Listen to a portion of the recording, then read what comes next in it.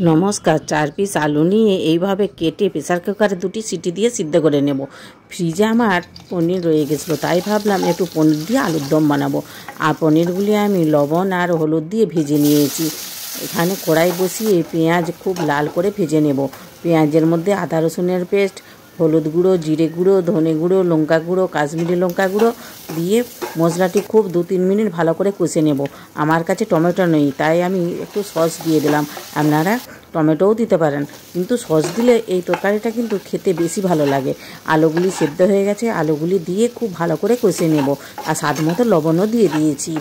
আলু মশলা খুব ভালো কষা হয়ে গেছে, যাতে না শুকিয়ে যায় তার জন্য আমি অল্প জল দিলাম। জল দিয়ে খুব ভালো করে কষে নেব। ঢাকা দিয়ে কম আছে 2 মিনিট রেখে দেব, যাতে আলুর ভিতর মশলা ঢুকে যায়। দেখুন মশলাটা খুব ভালোভাবেই কষা হয়ে গেছে।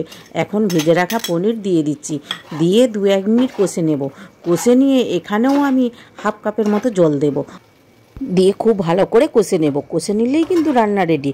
অল্প ঘি দিয়ে নামিয়ে দেব। আমি যেইভাবে আলুর দম বানালাম একবার হলেও আপনারা বানাবেন, সত্যিই খেতে খুব অসাধারণ লাগে। এটি পরোটা, লুচি, রুটি, নান, পোলাও সব দিয়েই কিন্তু খেতে খুব ভালো লাগে। আজকের রেসিপিটি ভালো লাগলে একটা লাইক করার অনুরোধ রইল, আর প্লিজ সাবস্ক্রাইব করবেন।